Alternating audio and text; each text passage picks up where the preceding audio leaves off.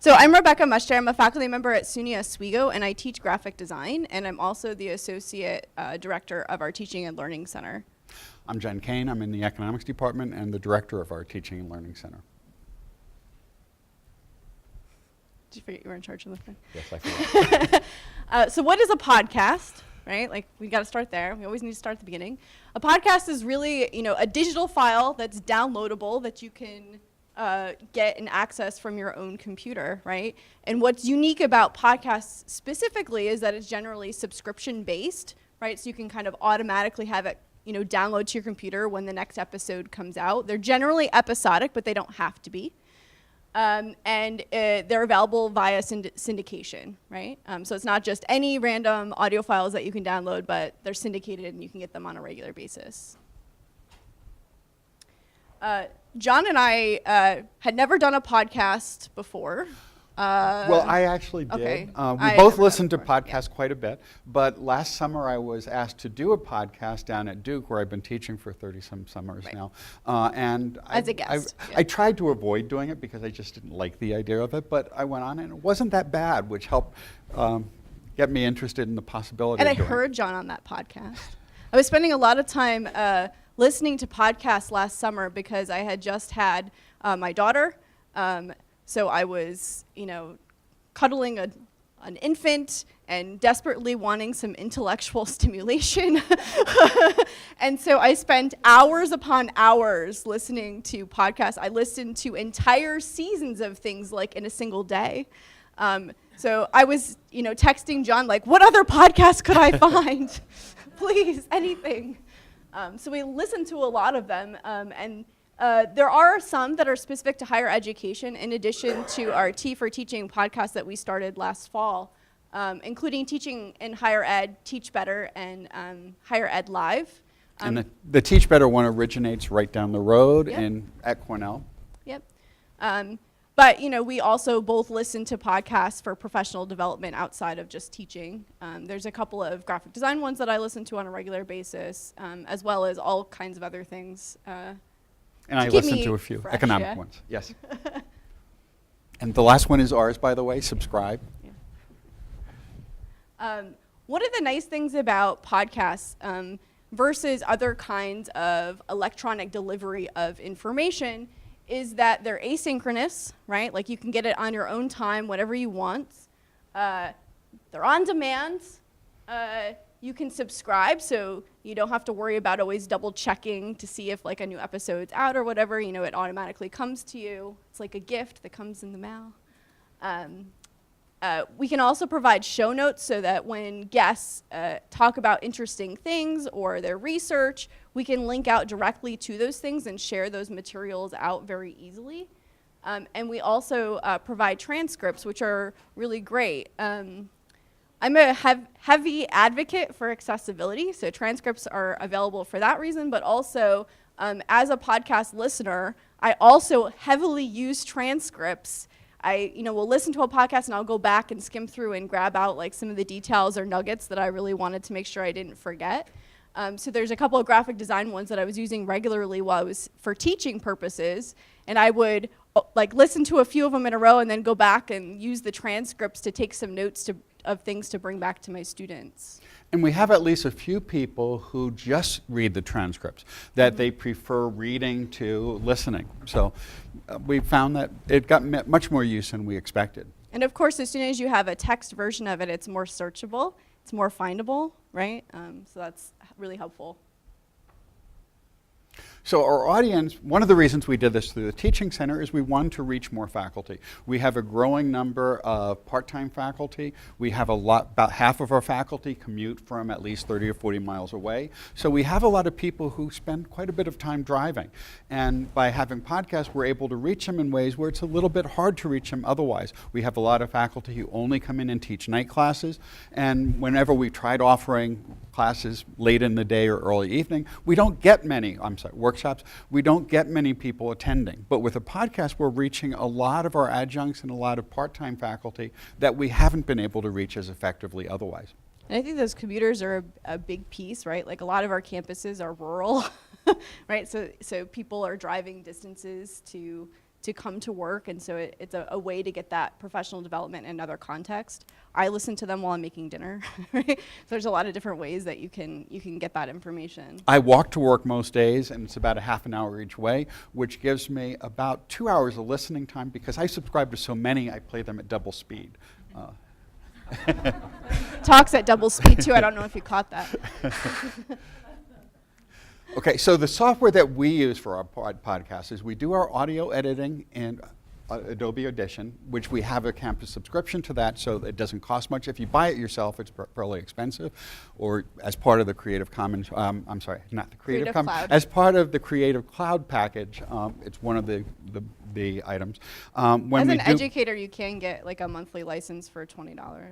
So. Right, but if your campus has it, it's a whole lot easier because then it's free, and it's a very sophisticated package. It has some really nice filtering algorithms in it, and it has some really nice effects and so on.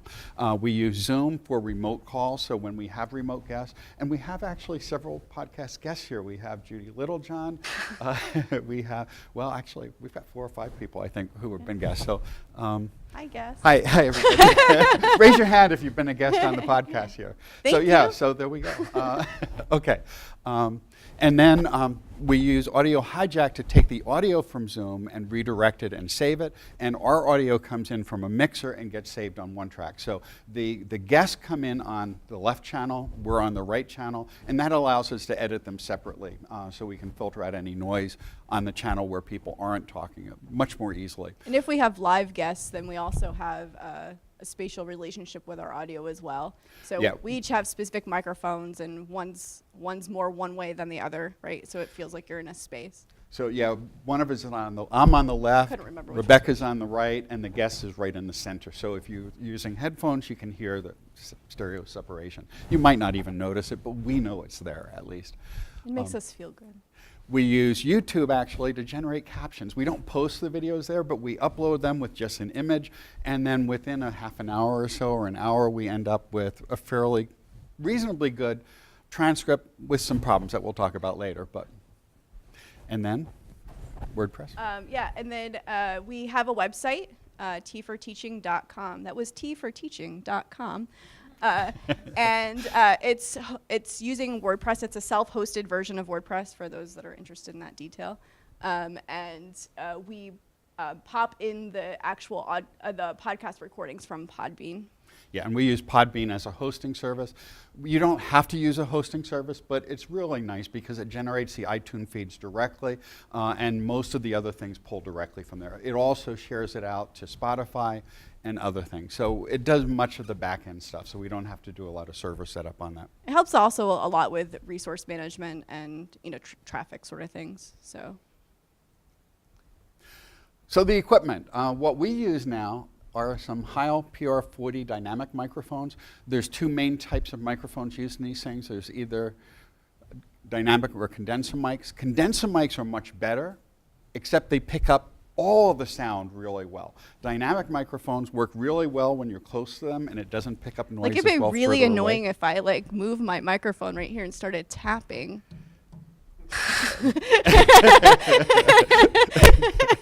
And we've had guests who've done that very regularly, but we had to filter that out. One of the things we just added recently because of that is we added shock mounts to the microphones. You can see that in the pictures there.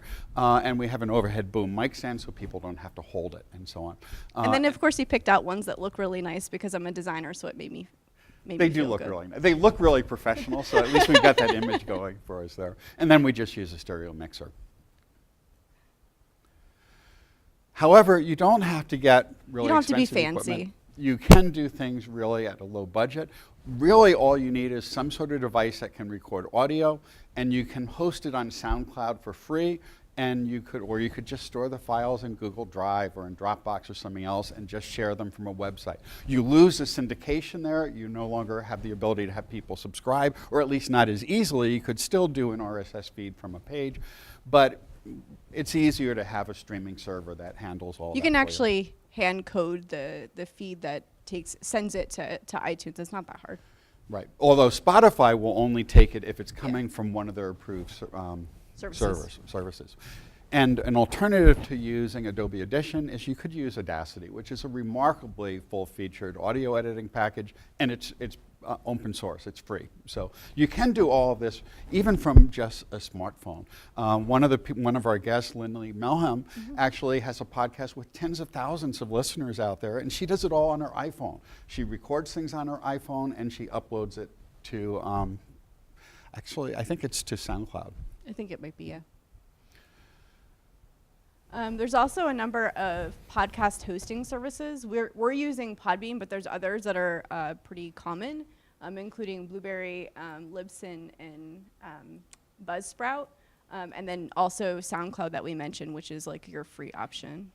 And they all have tiers. You know, like there's the low rung, the middle rung, and then the like super fancy high rung. The most popular one are the second and third ones out there, Yeah. but they're also the most expensive. They cost about $20 a month or so, and you have for the basic run, and then you have some limitations on the amount you can have uploaded. Podbean was cheaper, and it allows unlimited upload, so we don't have to worry about restrictions on file size or how many we release and so on. So. And most of them have integrations with various web hosting and CMSs, so a lot of them have integration with WordPress and what have you. So, you know, there's challenges. With every great dream, there are challenges that come along, right? Not different from the things that we heard about earlier, right? Those same kinds of real life challenges.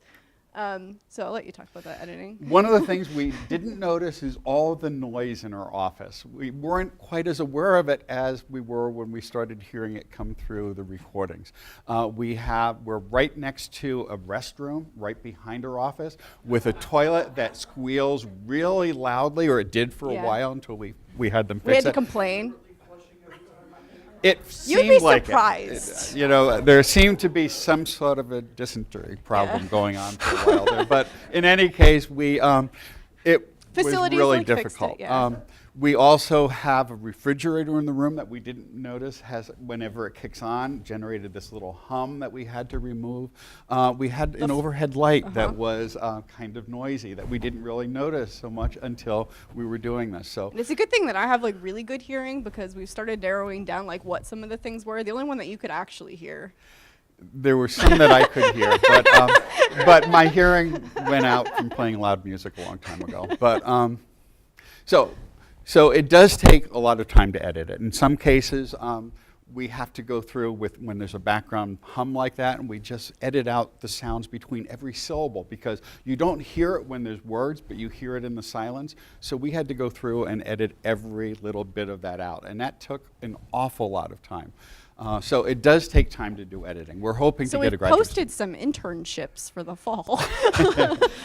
because we do have radio and we have editing program, audio editing programs on campus, and it would be a really nice credit for someone to have, because we'll list them in the credits and they could build a nice portfolio, or at least that's what we're going to tell them. So transcripts, would you like to? Yeah, sure. So, you know, we mentioned that we were using YouTube to generate our transcripts. What that basically does, though, is like spits out sort of what maybe you're saying, right? And then there's no capitalization, punctuation, or the speakers identified. So that stuff is a very manual process. There are services that do transcripting, but you pay by the minute, and obviously this would get really cost prohibitive if we did that for all of ours. So we do the cheaper method, but there is some manual labor associated with that. We do have some students in our office who do help with some of that, but you know, it needs to be proofread again. Our students are still learning how to write well. Right? And punctuation is sometimes not quite how we would punctuate things. Sometimes it's really creative. Yes. But we should note that in terms of YouTube's captioning, it's when we have a good input, it's generally 97 to 98% accurate, sometimes even higher. So it does a remarkable job of recording the words, at least. And Rebecca? And of course, you know, it's tea for teaching, and there are some faculty who just don't drink tea. I'm looking at you.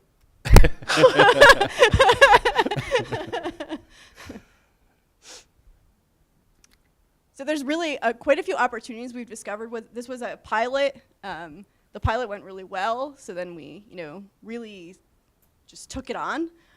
So our faculty are really engaged. We're getting really nice notes about about individual episodes. We're getting feedback. We're getting suggestions for guests, which is really wonderful.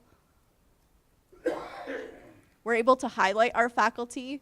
So we've had about, not quite half, but around half has been faculty from our own campus that we've been able to highlight. People are doing really exciting things. We're finally getting to hear about the exciting things our faculty are doing more directly, which is really great, and a good platform to get that information out.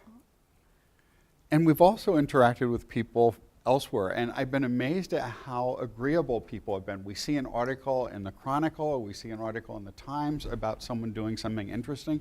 We send them an email and ask if they'd like to be on, and they almost always say yes. We don't always get the same responsiveness across our campus, but we do when we go outside. So it surprised us a lot of times. Yes. So the podcast is available on iTunes, Google Play, Podbean, Stitcher, Player FM, Spotify, pretty much all podcast apps, because most of them take the feed directly from the iTunes feed. We've had 30 episodes. Our most recent was released yesterday. So our 30th episode was yesterday.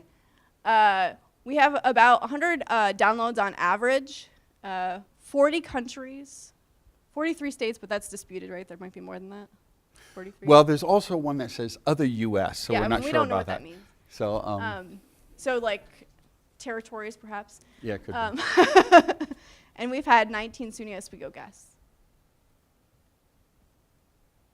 And we're there. Yeah, so t4teaching.com. You can find us on Facebook, Twitter, and our site. We wanted to make sure we had plenty of time for questions. Yeah, go ahead. Okay. When there are 100 downloads, does that mean just 100 people listen to it? Yes. So Per episode. One listening is a download. Yes. Do you know, do they listen to the whole thing, or do they just click on it? We don't have that sort of data. Okay. And that's especially true with Spotify. We don't even know where they're coming in from Spotify, because that was just added, and they don't keep track of that. So once it goes to Spotify, we just have a total count. With the others, we at least have a breakdown of the location by state and country. About 88% of the audience is from the US, but 12% is overseas. Italy is our biggest place for listeners. I'm not quite sure why. Outside of the US. Outside of the US. And within the US, our next highest state after New York is Arizona. And then Texas and California follow, not surprisingly. How long are the episodes? Is there an optimum? They vary. We try to keep them to about 30 minutes. Most of them range from 20 to 40. We have a couple that went up to 50 or 60, but I think they're all under an hour. Yeah. I think the key is under an hour, right?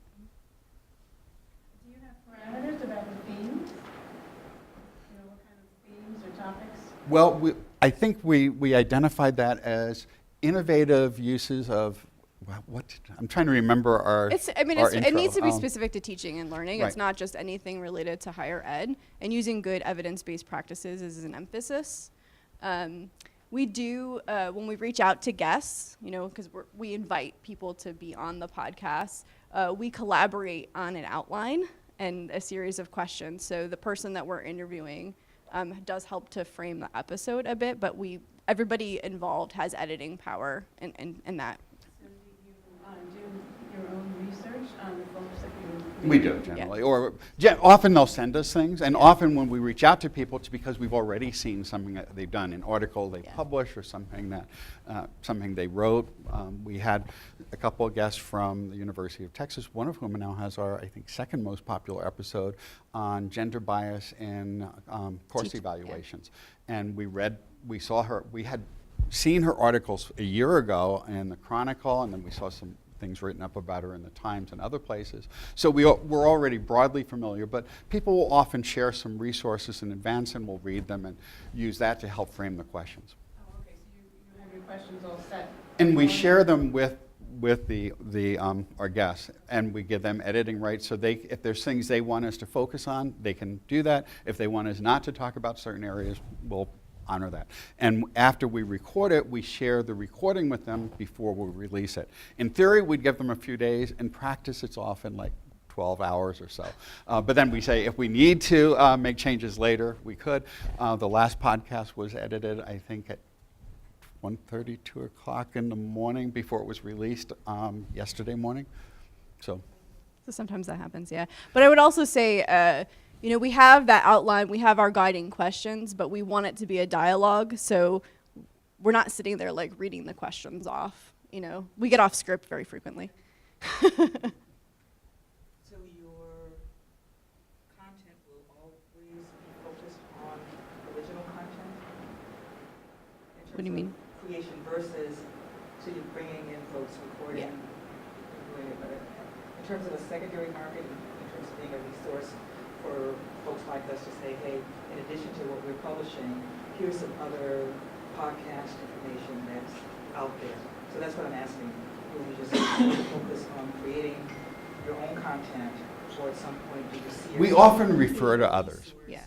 For example, out there that somebody could listen to that's been done by others that relate to education and teaching? normally we do that only when it relates to the topic we're Yeah. talking about. For example, we had Doug McKee, who's one of the hosts of the Teach Better podcast on at Cornell. He came up, he gave a talk at a workshop, and we got him also to do a podcast, and a whole bunch of things that day, actually. Yeah. And during that, we would talk about some of the things he was doing in his classes, and he'd refer back to, or we'd refer back to some of the podcasts he's had on these topics before. And we'd include a link to those in the show notes. Right. So the show notes are a way to kind of link out to those resources, but our episodes are publicly available, so you can certainly use our episodes to share out to other people. Yeah. Oh, we probably could. Thanks, Judy. Thank you, I meant Judy. to do that, but I didn't have a slide that says go do the thing. You had a question in the back. First of all, big fan of podcasts. Thanks. I enjoy it a lot. New to higher ed, so it's a nice tradition or tool to listen to. Could you talk a little bit more about the struggling of doing remote podcasting and what that process is a little more like? Interested slightly in it. We tried doing a few other things. We tried using Skype and we tried Hangouts, and it didn't work quite as well. Zoom seems to be the most stable, and we already have a license for that. But you generally want to make sure the guest has a really good microphone or the best they have available.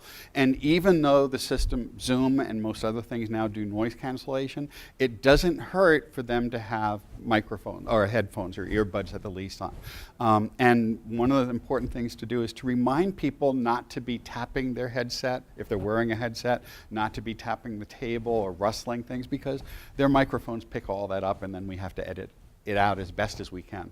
And we gently try to remind people of those things. And sometimes we'll stop and just have a section re-recorded.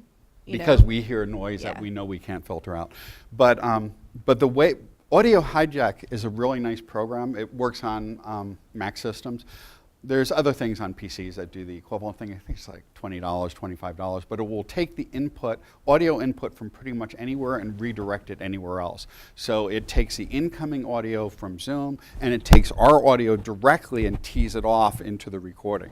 So we're recording through Audio Hijack, but it's taking our fully mixed down mix, so we get the stereo, well, we get all the effects in our mixer going through with a little compression, and it's bringing in the others on the other side.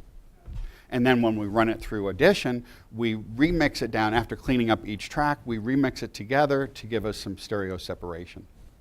So if we had Audacity running on their end, and they just sent you that file, is there no way to do that? And we have asked people to do that, and normally they've forgotten. We've asked people several times, and we've kind of given up on it Yeah. because we haven't had any major problems, but we have asked people, or initially we're asking people to make a recording on their end, either on their smartphone or on their computer, but we've only had actually one person do it, and it wasn't a very good recording because they just did it on their phone. So. I think it's also, the expectation that guests would have those skill sets is just not reasonable. So Zoom is really easy to use. You just ask them to, wear earbuds, and if they can have a better mic than what's in their computer, then that's great. We did have one guest who called in, and that actually was one of our best recordings. So using the telephone version was really quite nice, actually. And they called in through Zoom, Yeah. actually. So, and if you're using iOS devices, FaceTime is also very good. We haven't used that, but I've seen really good reports on that. So this is the site for those that were interested. So all of our episodes are here. There's descriptions. You can easily get to all of the show notes, and then there's the full transcript that you can sort through. We have a list of feature requests that I'm hoping to implement this summer. So stay tuned sometime this summer. Some of the things that many people would like better sorting options and things will be there. They're just not there quite yet. And right now, We it's didn't know it grown. was going to be so popular, so We figured we'd try it for a couple months and see how it went. And it's gone really well, and we've been really amazed by the response. But I would like to say that if anyone knows, if anyone is doing something really interesting you'd like to talk about, please let us know and we can schedule you. We're not doing too many recordings over the summer, but because we were planning to take a couple months off, so we're going to record through next week and then or at least the plan is to take the next couple of months off because I'm going to be in North Carolina and Rebecca wanted a break from it too. So, but we might break that a little bit. Yeah. We've got to talk about We'll that see. some more. But then we'll resume. we have to duke So- it out. I think. Oh, sorry. Oh, that's good. Quick question. From the faculty side, it's sort of interesting to think about if you have any tips about what makes a good guest, right? So, I don't know if you want to spend all your time editing it down into something, somebody that's really verbose or somebody gets to the point or, Some of our very best episodes were the most verbose guests, but we edited them down so they didn't sound that way. Ken, we didn't have to edit yours at all, except for some noise from one of the other people on the record. So Ken was one of our guests, but actually, A professor, though, like a professor of economics like yourself would say something like, some of our most interesting podcasts were the most verbose.